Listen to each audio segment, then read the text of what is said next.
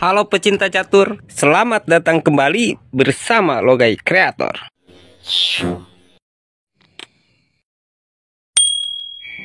Di video kali ini, kita akan menunjukkan banyak kemungkinan balasan dari hitam yang membuat putih menang cepat. Kita akan mengawali permainan dengan pion E4. Jika hitam membalas dengan pion ke G6, ini dikenal dengan nama pembukaan modern defense, yang mengizinkan putih menempati bagian tengah dengan pion, dan kemudian bertujuan untuk melemahkan bagian tengah putih di langkah selanjutnya. Setelah putih pion ke D4, hitam gajah ke G7, menyerang bagian tengah putih. Saat ini putih mempunyai bidak di D4 dan E4 dan sangat mempunyai banyak ruang. Tetapi hitam berpendapat bahwa putih telah memperluas pusatnya sehingga dengan mudah akan menguasai bagian tengah. Lalu putih kuda ke C3. Untuk hitam dapat menguasai pusat, ada yang kuda ke C6, ada juga yang pion ke D6. Kita akan bahas satu persatu. Pertama, kita akan tunjukkan bagaimana putih dapat menang cepat jika hitam menggerakkan kuda ke C6. Saat ini pion D sedang terancam, maka putih gerakan dulu kuda ke F3 melindungi pion. Jika hitam pion ke E5, maka putih akan menggerakkan kuda ke D5 melakukan pengorbanan pion. Jika pion kali pion, gajah ke G5 mengancam menteri. Jika hitam menutup dengan pion, gajah mundur, dan perlindungan hitam terhadap pion jadi tertutup. Jika diteruskan mengejar gajah dengan pion, pertahanan hitam jadi rusak. Jika ditutup dengan kuda ke F6, pion akan maju mengancam kuda, dan hitam akan kehilangan satu perwira. Jika hitam menutup dengan kuda ke F7, maka kuda F kali D4. Buat pemain hitam yang ceroboh, akan menangkap kuda pastinya. Jika kuda kali kuda, maka gajah kali kuda, dan menteri akan hilang. Lalu bagaimana jika gajah kali kuda? Jika gajah kali kuda, maka menteri kali gajah. Menterinya hilang dong, Bang. Tangkap saja jika berani. Jika kuda kali menteri, kuda ke F6 sekak.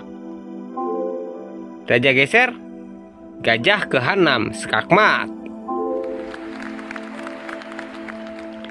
Jika hitam menyelamatkan bentengnya dengan rokade pendek, ya sama, kuda ke F6 sekak. Raja geser, kuda ke G4 sekak dengan menteri. Jika kuda kali menteri, gajah ke F6 sekak.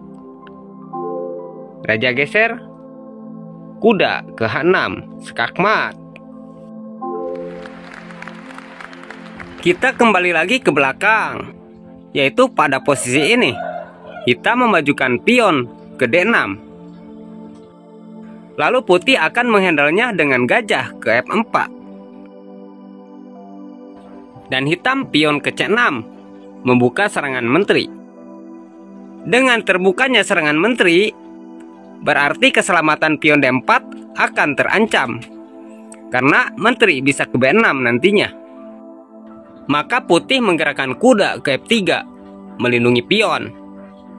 Jika benar menteri ke B6, menteri ke D2, membiarkan pion B2 tanpa perlindungan agar hitam mau mengambilnya dengan menteri. Jika benar menteri kali pion, gerakan saja benteng ke B1 mengancam menteri. Menteri menyelamatkan diri ke A3, gajah ke C4. Jika menteri ke A5, putih rokade pendek mengaktifkan serangan benteng Pada posisi ini, pastinya hitam akan menyerang dengan pion ke E5. Pion kali pion, pion kali pion kembali, dan gajah jadi terancam pion. Nah, dari posisi ini, putih dapat melakukan aksinya, yaitu menteri ke D6. Dengan bergeraknya menteri ke D6, secara otomatis hitam diberi dua pilihan perwira gratis, yaitu gajah dan kuda. Apakah hitam akan menangkap gajah terlebih dahulu? Ataukah hitam akan menangkap kuda terlebih dahulu? Kita akan bahas satu persatu. Sebelumnya, kita akan jawab dulu pertanyaan yang sangat membantu sekali menambah pembahasan trik dari Michael Tell ini. Bagaimana bang jika gajah balik lagi ke F8 mengancam menteri? Jika gajah ke F8, gajah kali pion sekak. Raja kali gajah, benteng kali pion sekak. Gajah kali benteng. Kuda ke G5 sekak. Raja ke E8. Menteri ke E6 sekak. Gajah menutup sekak. Menteri ke F7 sekak. Raja geser. Kuda ke E6 sekak. Raja ke D7. Benteng ke D1 sekak. Raja geser. Menteri ke E8 sekak. Gajah menutup. Menteri kali gajah sekak. Menteri kali menteri. Benteng kali menteri sekak mat. Jadi itu ya jawabannya mas. Terima kasih sekali sudah meluangkan waktunya untuk memberi pertanyaan. Ini sangat membantu sekali untuk menambah pembahasan. Jadinya kita semua tahu apa fungsi benteng ke B1 mengancam menteri di awal tadi. Kita lihat lagi ke posisi setelah menteri ke D6. Di sini kan ada dua pilihan perwira gratis dari putih. Buat pemain hitam yang rakus, pastinya akan memilih salah satunya perwira gratis dari putih ini. Pertama, jika pion kali gajah, pion maju ke E5. Lagi-lagi hitam diberi perwira gratis dari putih, yaitu kuda. Menteri kali kuda, lalu benteng ke D1. Wow, putih memberi lagi perwira gajah. Jika menteri kali gajah, berarti hitam sudah dikasih 3 perwira. Tapi jebakan ini jarang kena sih, karena harus ditebus dengan kematian.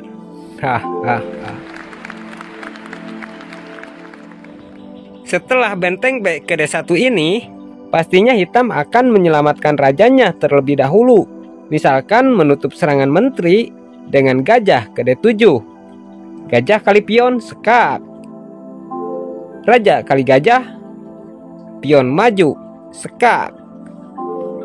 Gajah kali pion, benteng F ke E1, membantu menteri mengancam gajah. Dan hitam masih dapat melindunginya dengan menteri ke F6. Lalu kuda ke G5 sekak. Apakah menteri akan kali kuda ataukah raja geser ke E8? Jika menteri kali kuda, menteri kali gajah sekak. Setelah raja geser, hitam akan tewas dengan menteri di petak E8.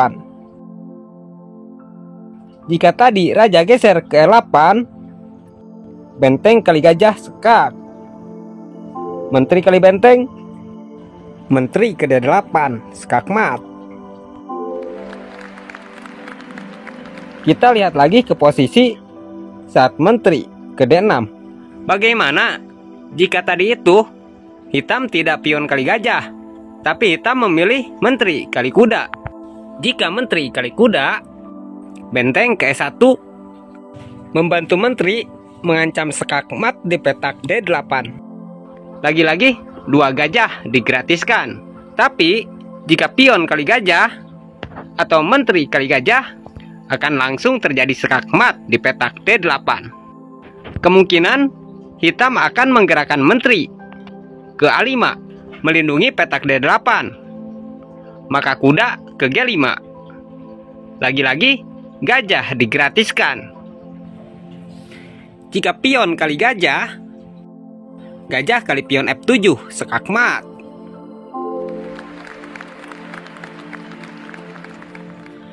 Lalu bagaimana bang jika setelah kuda ke G5 tadi hitam kuda ke F6? Maka benteng F ke E1. Jika pion kali gajah, pion maju ke E5. Jika gajah ke F8 mengancam menteri, menteri ke F6 mengancam benteng. Benteng pindah, gajah kali pion skak. Raja tidak ada petak untuk geser. Kuda kali gajah, menteri kali kuda skakmat.